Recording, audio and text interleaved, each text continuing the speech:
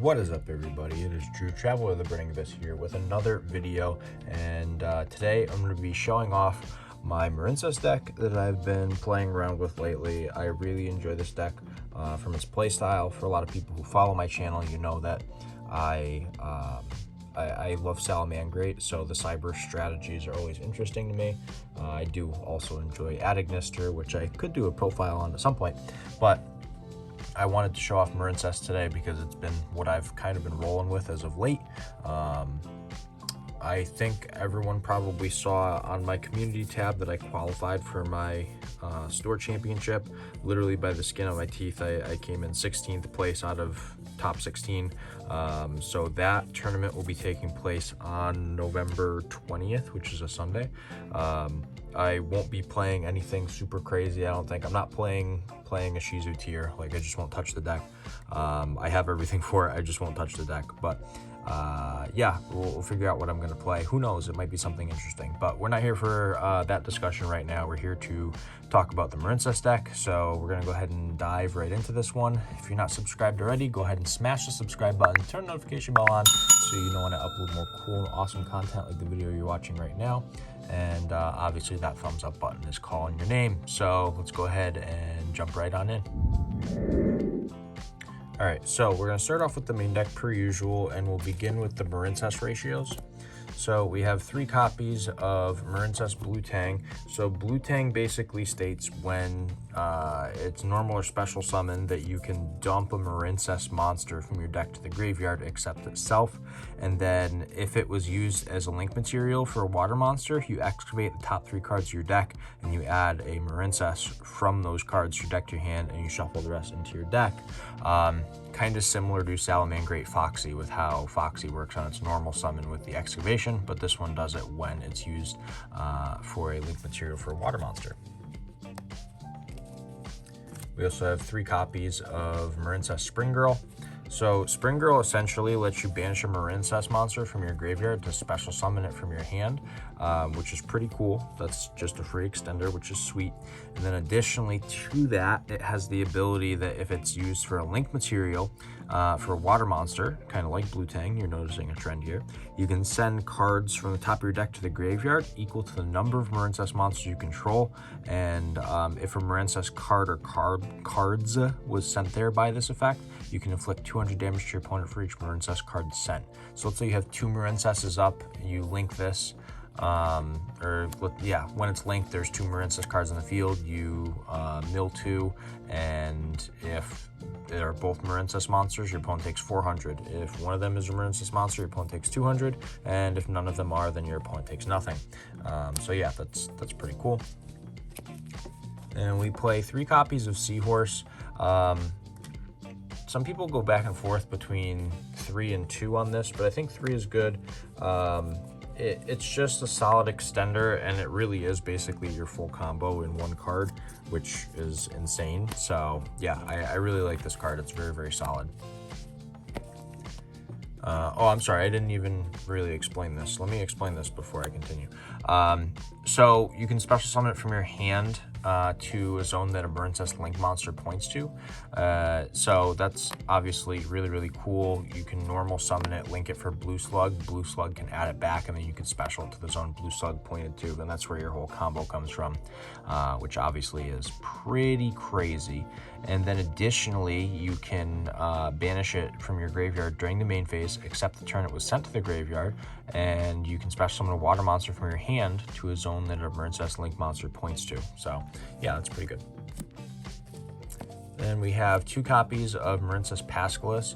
So this is kind of like Goblinberg. Essentially, when it's normal or special, you can special summon a Marincess monster from your hand in defense position, except for Pascalis. And then during the main phase, except the turn it was sent to the graveyard, you can banish it from your grave and target a Marincess spell or trap in your grave and add it to your hand. So you can recycle the field spell, you can recycle the trap card. All these things can be recycled. So that's pretty good. We do play 1 copy of Sleepy Maiden, which essentially is going to let you special summon it from your hand by targeting a Marincess card you control. You can target any Marincess card. That's very important because you can target the field spell. Basically, while it's in the monster zone, target a card can't be destroyed by your opponent's card effects, which is pretty strong. and then you can banish this card from your graveyard to target a Marincess Link monster you control and equip it with a Marincess Link monster from your graveyard. So yeah, that's pretty cool. An extender and basically a boost. And then I do actually play the one Mandarin. So I've been testing this more recently. I wasn't playing it before, but the last few days I've been playing it, and I actually really like the card. I think it's very solid. If I didn't play it, I would probably just play the third Pascalist just to have, you know, the number of names that I do. But I think that playing the one Mandarin is pretty good, because if you control 2 or more Marincess monsters while it's in your hand or graveyard, you can target a Water Link monster you control, special summon this card to a zone that monster points to, but banish it when it leaves the field. So that's pretty sweet. Moving on to our hand traps now. We have 3 copies of Ash Blossom and Joyous Spring because it's just a generic hand trap. I feel like that kind of goes without saying. I mean, there are so many decks that do play Ash still. Even though it's low impact, it does still do something, and something is always better than nothing. So yeah, you gotta play the Ash. Play 3 copies of Ghost Mourner and Moonlit Chill. Like, this card is really good for a lot of reasons. Obviously, it's like Effect Veiler, which is really good.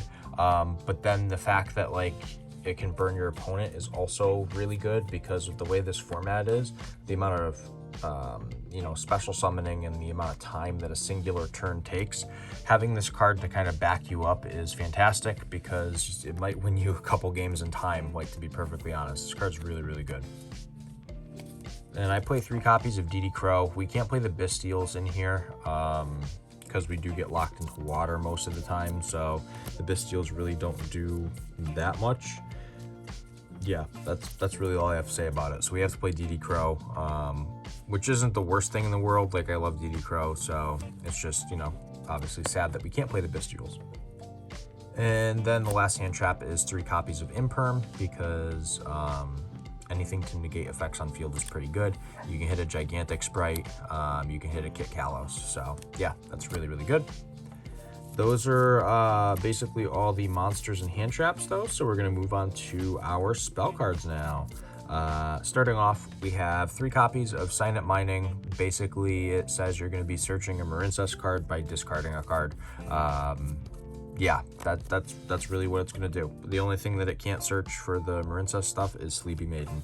Other than that, everything is searchable. So you gotta play 3 mining in this deck just for consistency purposes. Then for the Marincess spells, I play 2 Dive and 1 Battle Ocean. So Dive lets you special summon a non-link Marincess monster from your graveyard, or if you have Battle Ocean active, you can special summon a Marincess monster from your deck instead. So that's actually phenomenal. And then Battle Ocean, this is like one of the big things that the deck revolves around, is this field spell.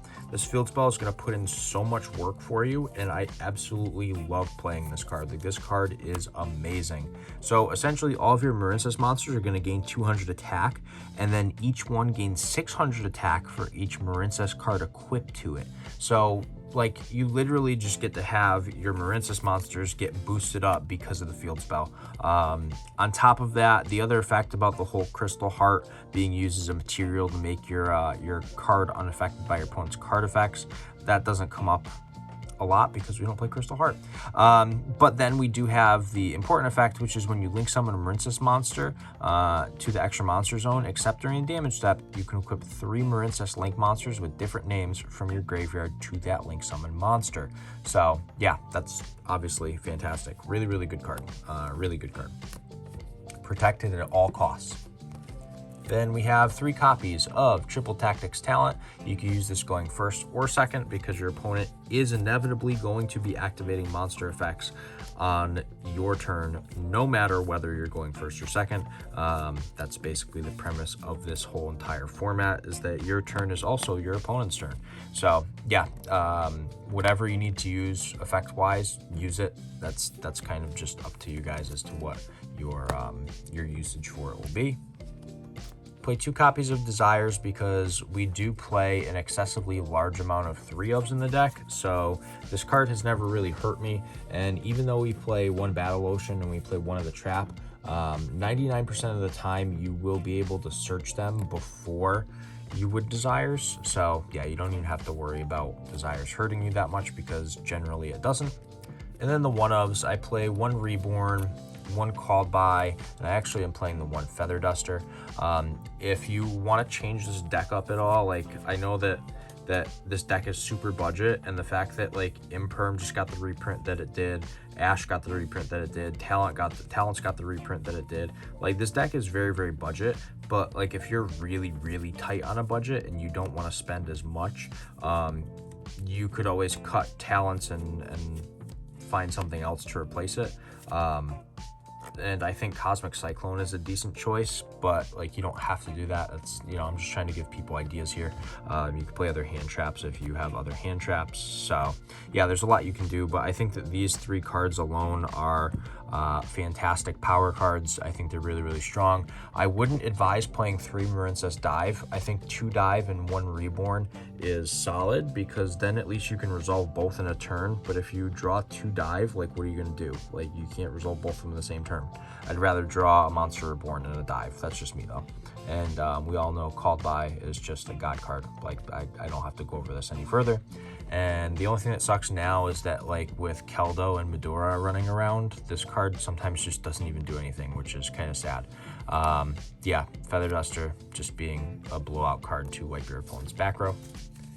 And then the last card in the main deck is our 1 copy of Wave. The fact that you can recur this with Pascalis is nuts, because this card essentially is going to win you games. Like, it's an Imperm, and then it makes your Marincess stuff basically unaffected for the turn. Yeah, I'm sorry, all face-up monsters you currently control. So it's not just your Marincess. That's kind of insane when you think about it. So yeah, Wave is very fantastic. It can be an Imperm where you can play it from hand too, depending on what you have on field. So yeah, this card is nuts, just really, really nuts. But that is the entirety of the main deck. We're going to go ahead and hop on over to the extra deck so you can see our link summoning strategies. All right, so it's time to show off our link summoning strategies, and we're going to start with our 2 copies of Marincess Blue Slug. So when it's link summoned, you can add a Marincess monster from your graveyard to your hand other than itself, which obviously is no big deal. I don't see why you would ever do that in the first place. But additionally, on top of that, it locks you into waters for the turn, which is fine because all that we're going to be making is waters, so we don't have to worry about that. It's also, honestly, it's 1500 attack, which for a Link 1 actually seems like kind of high. Yeah, so I actually like that it's got the stats that it does. That's actually not bad. 2 Marincess Sea Angel. Once again, this one can only be link summoned once per turn, just like Blue Slug. But when it is link summoned, you add a Marincess spell from your deck to your hand, so you can literally just add the field spell. Or if you have the field spell, you add Dive.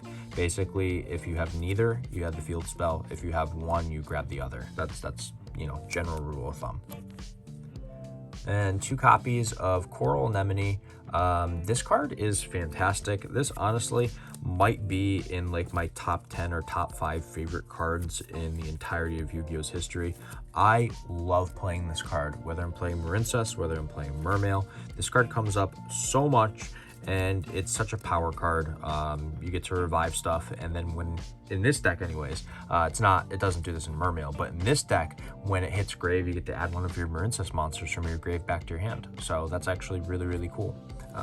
So yeah, fantastic card. Then for the Link 3s, I play 1 copy of Marbled Rock and 1 copy of Coral Triangle.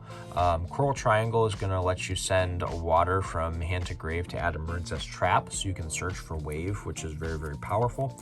And then it's kind of like a Soul Charge, where if you have no monsters on your board, you basically just banish it. And you get to special summon 3 water link monsters from your graveyard, or I'm sorry, up to 3, who their link ratings equal exactly 3. I probably worded that very poorly, so I apologize for my wording on that. But the good thing is the quality should be high enough to where you could pause the video and read it. That way you can read it and understand it better than the way that I just explained it. But the Marble Rock here is a really, really cool card, and this card can actually put in a lot of work for you. Like a lot of work. I'm not even joking. This card's fantastic. So you get to target a Marincess card in your graveyard, except for itself, and you add it to your hand, which is pretty cool. Like, that's just nice, just recursion for free. And you can only use that effect once per turn, which fine, whatever, no worries. And then when an opponent's monster declares an attack, you can send a Marincess monster from your hand to the graveyard, and for that battle, monsters can't be destroyed by battle, and also you take no battle damage. Not your opponent, you take no battle damage. So your opponent will still take damage if they're going to take any. Yeah, that's actually really, really cool. And then moving on to the Link 4s, I play one Argonaut and one Bubble Reef. So Aqua Argonaut is essentially a spell and trap negate. In addition to that, when it's in the extra monster zone, your opponent has to attack Aqua Argonaut, which is really, really powerful. And then it does have another effect, which doesn't come up super often for me, but it definitely can come up. You target a water monster you control and one card that your opponent controls, and you return them to the hand. That doesn't come up super often. Sometimes it does, but it's not very often that we see that happen. But don't count it out. It definitely can. But when it does the negation for the spell or trap card, it actually moves one of the equipped monsters from the spell and trap zone to the monster zone. So, like, that's actually really, really strong. You get this out with Battle Ocean on the field, you get to equip 3, and then you can special summon one of them by negating a spell or trap. Like, that's fantastic. Absolutely fantastic. And as for the Great Bubble Reef, once per turn during each standby phase, not just yours, not just your opponent's, but both of them, you can banish a water monster from your graveyard or face up on your field to draw a card. Considering we're playing so many hand traps, drawing cards is pretty darn sweet, not gonna lie.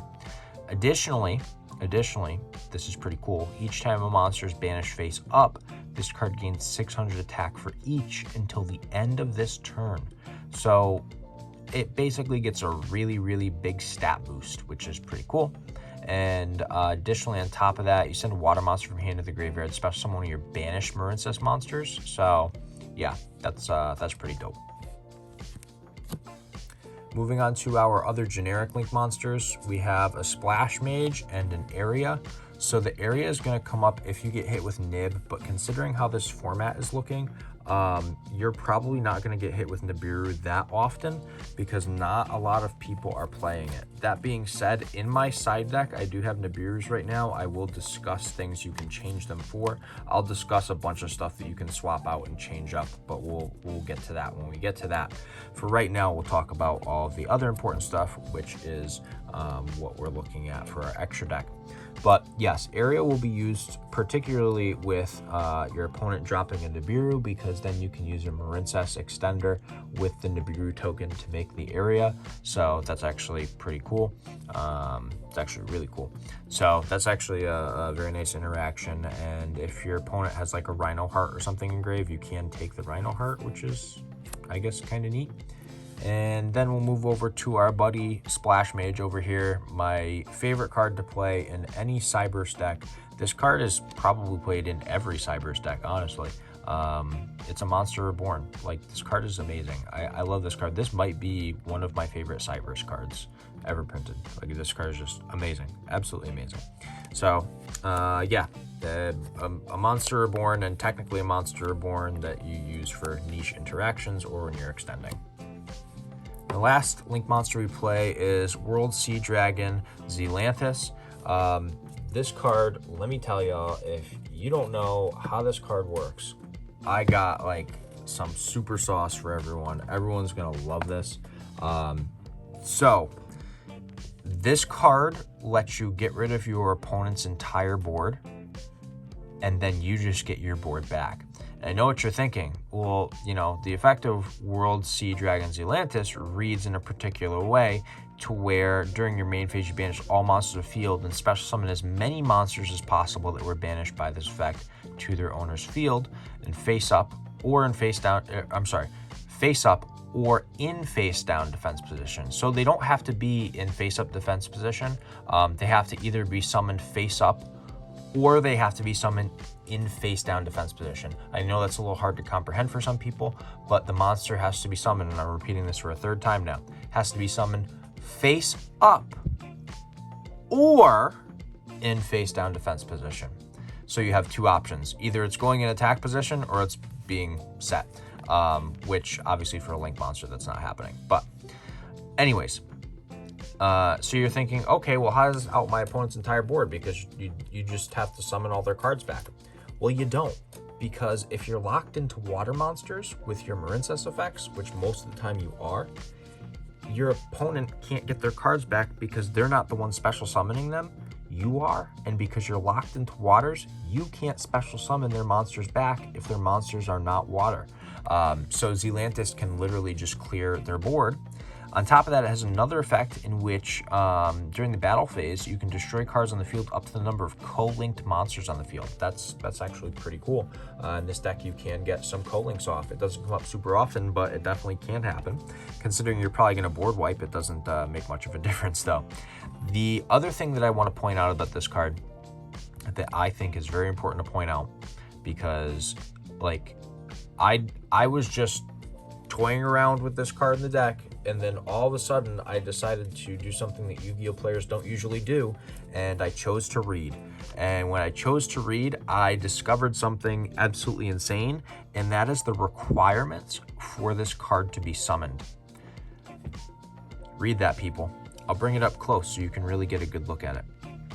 Hopefully it's in a good focus. Its requirements are 1+ effect monsters, meaning, okay? Meaning that you can triple tactics talent and steal a Link 4 monster, and you can use just that singular monster to make this card.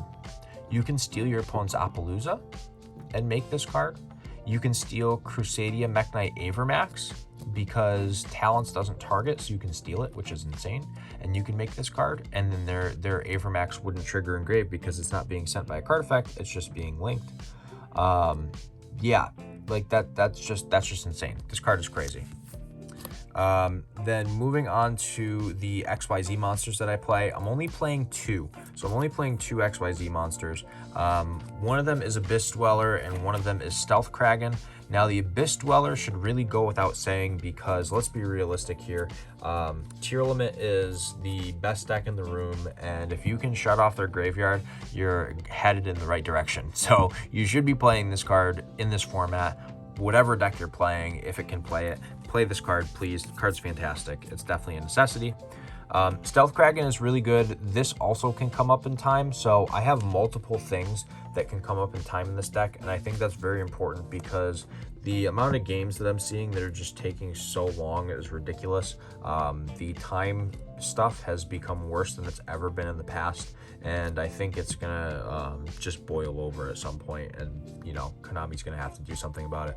But Stealth Kraken is a fantastic card. You just destroy one of your opponent's monsters because it's a water now because of his effect, and then your opponent takes half of that monster's attack stats as damage. So yeah, you can just burn your opponent. Like, what's better than that? But that is the entirety of the extra deck. We're going to go ahead and hop on over to the side deck now so I can show everybody what we're putting in against different strategies and talk about different cards that you can play in case you don't like the side deck that I currently have. So let's go ahead and take a look. All right, so we're now on to the side deck portion of the video, and I know I talked a little bit in the main deck portion about things that you can change. I didn't say specific cards, but I said we'd talk about it. So we're going to start off with 3 Nibiru the Primal Being. This card can be swapped out if you'd like to swap it out. My personal recommendations would be probably I think it's Ghost Sister Spooky Dogwood. I think that's the one that lets you gain life points when your opponent special summons. You could swap these out for that. This can be pretty much any monster that you want it to be. But I would definitely recommend side decking at least 3 of a monster. If you wanted to be like Necomane Kings, you could also do that. Whatever works for you, go for it. But yeah, you need 3 monsters. I just went with Nib for the purpose of the video. I didn't want to dig out a bunch of other cards. I actually don't know where my Ghost Sister and Spooky Dogwoods are right now, so that's a big reason behind it. I have to figure out what side deck I put them in, which I probably will right after I'm done recording, of course. And then we have 3 copies of Dark Ruler No More. If you want to play Droplet, this could also be Droplet. Personally, I think that Droplet is a little bit better this format because, like here's the thing. Like, you can play Droplet, but the issue is that your opponent can probably Kelbeck or Mudora your cards back, whereas, like, you can just shut off a board, which seems pretty strong. So yeah, I think that Dark Ruler is a fantastic card, because your opponent is going to build a board, like, regardless of what you do. So yeah, you should probably just play it. Board breakers, 3 copies of Lightning Storm and 3 copies of Evenly. These out back row, the Lightning Storms can out monsters or bait out negations of monsters, so that's pretty cool. Yeah, I don't think I need to go any further in depth with these. I think that these are a necessity. I think that board breakers are 100% required. The big things that you can swap around in here are the Nibiru, and then the next card that I'm going to show you, which is 3 copies of Dimensional Barrier. If you want to play something like Gozen Match, by all means go for it. Gozen Match is really good alongside the Stealth Kraken. I also have to find what deck I put my Gozen Matches in. Might be in, it's either in Salamangreat or it's in Eldritch, one or the other. But yeah, essentially you can play D-Barrier, and that kind of just ends Tearlament's turn, which is pretty crazy when you think about it. Or Gozen is still, like I said, Gozen's really good. And yeah, I don't know what else to really say about D-Barrier and Gozen other than both of them are really solid. The one big advantage with Gozen is that if you have Stealth Kraken up and Gozen up at the same time, it really kind of puts your opponent in a lock, not just for one turn, but for like multiple turns, if not the entirety of the game. Which the reason that that's important is that because sometimes you're not going to have like amazing hands and you're going to need more than one turn. So yeah, I think that's very important to note. But yeah, triple D barrier is still more than respectable. That, however, does basically bring us to the end of the video. Hopefully I gave everyone some options for cards they could swap out and some things that they could swap them out for. I think that with all the reprints that happened in Magnificent Mavens, this deck just got so much cheaper to play on a competitive level. So if you're contemplating getting this deck, I think that this is probably the time to do so.